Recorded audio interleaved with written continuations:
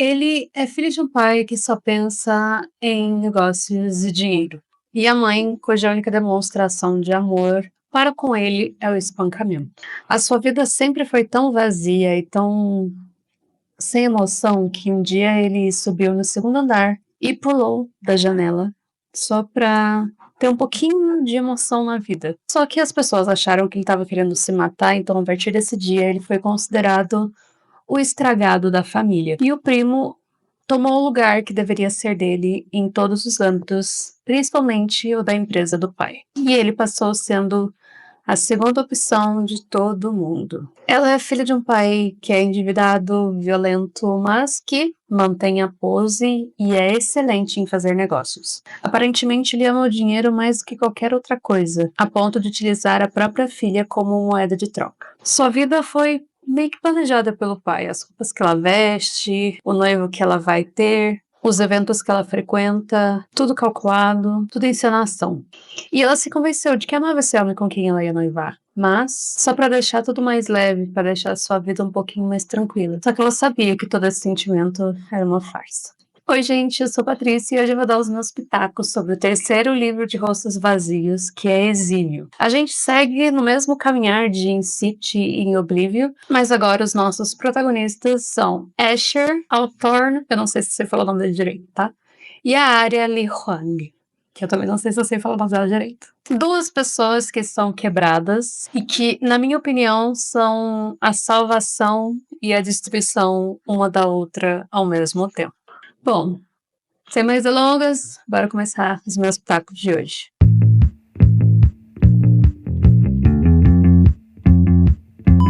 Asher cresceu sendo a opção de todo mundo, do pai que nunca o enxergou, que colocou o primo em todos os lugares que pertenciam a Asher, um garoto que aprendeu desde cedo que o mundo não tinha um espaço para ele, sabe?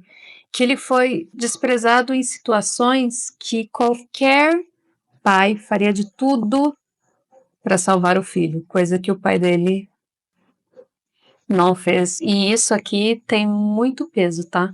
Mas que o Asher, né, diante de tudo isso, ele encontrou na ironia e no humor ácido uma máscara para ele conseguir sobreviver a todas essas coisas ruins que acontecem com ele, que a gente vai entendendo ao longo do livro. Se você já leu o Incipit de Oblivion, a gente conhece o Asher meio que de passagem, porque há menções do Asher nesses livros, né? Só que ele sempre aparece fazendo uma piada, né? Ou então ele sempre dá uma resposta meio inesperada em momentos inadequados, enfim. Mas a gente ainda não entendia o porquê, a gente só achava que ele era meio zoeiro ou meio lelé, né, das ideias e tal. Só que aqui nesse livro você entende os motivos pelos quais ele é desse jeito. E como que a gente descobre, tudo vai fazer sentido, assim, de uma vez só, sabe? Mas é isso, ele é assim por causa dessas coisas ruins que aconteceram com ele.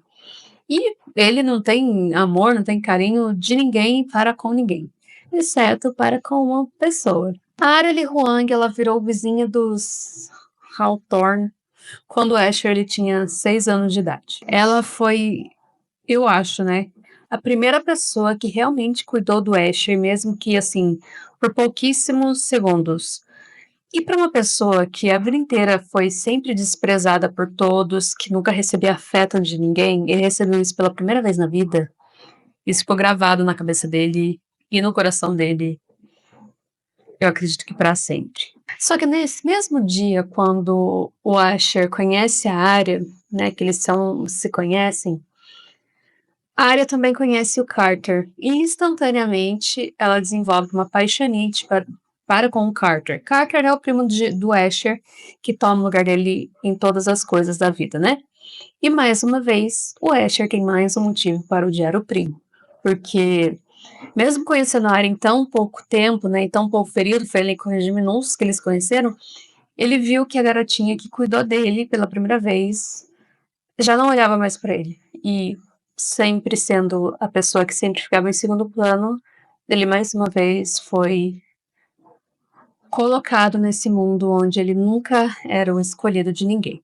Bom, apesar de tudo isso, o Asher e a Arya começaram a construir uma amizade, eles eram vizinhos, né? Então eles meio que cresceram juntos. Mesmo a Arya sendo enviada a maior parte do ano para outro país, quando ela voltava nos verões, eles ficavam juntos. E para o Asher, eram os melhores dias da vida dele quando a Arya estava, né, para cá, que eles conversavam, assistiam filmes, enfim. Isso foi meio que a fase de crescimento deles, né? Aí quando a Arya meio que tava já pra cá, esse sentimento dos dois se transforma em algo além da amizade, a ponto de que eles se envolveram,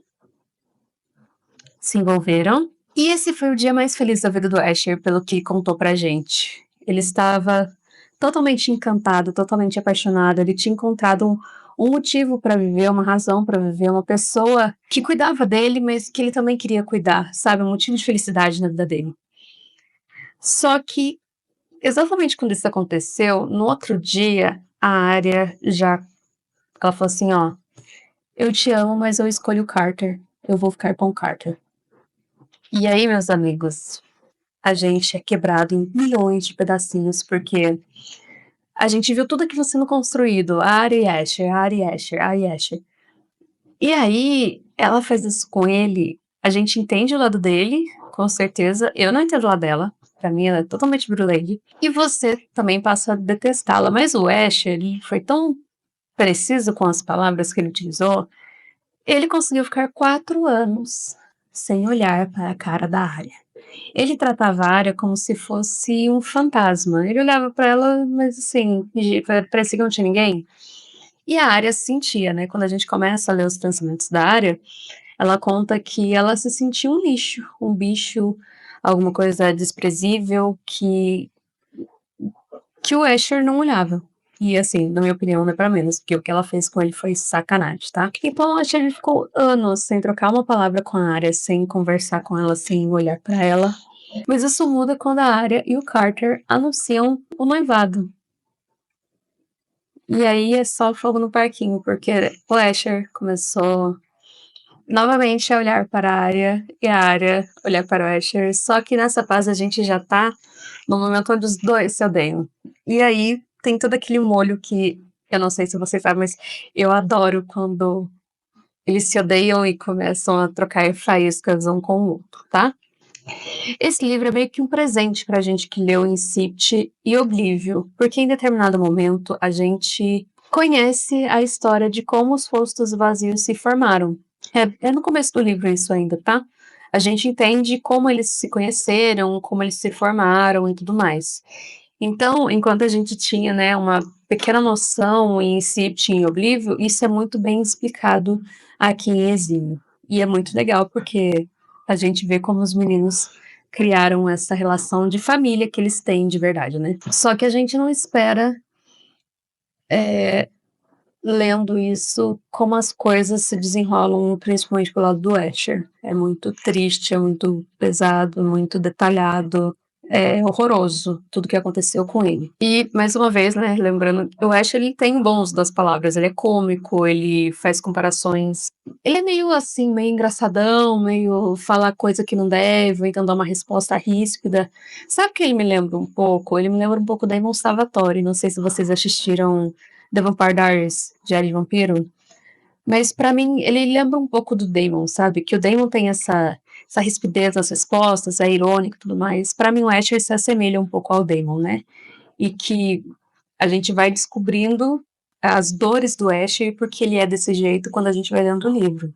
E aí você vê que ele faz coisas meio que pra preencher esse vazio que ele tem. Ele tem uma lista extensa de garotas com quem se relaciona, não porque ele precisa, mas porque ele sempre tenta encontrar a área nessas garotas. E ele nunca consegue, obviamente, né? Esse é um livro que eu li, que eu precisei parar. Eu li um capítulo, tomava uma água, dava uma olhada para a vida. Principalmente no começo, porque há situações muito detalhadas de coisas muito desagradáveis que aconteciam com o Asher. Ai, gente, dá um dó desse garoto.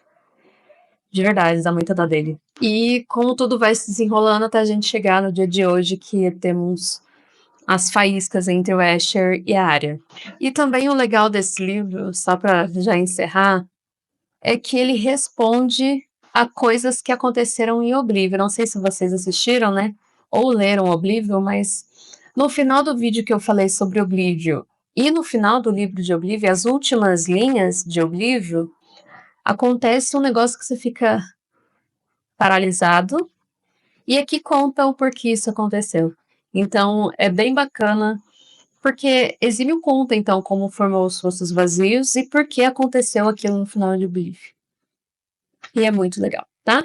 É um livro descritivo, pesado, com muito hot. Eu sou apaixonada porque eu adoro quando eles se rodeiam e começa a surgir aqueles burburinhos e aqueles contatos, e enfim.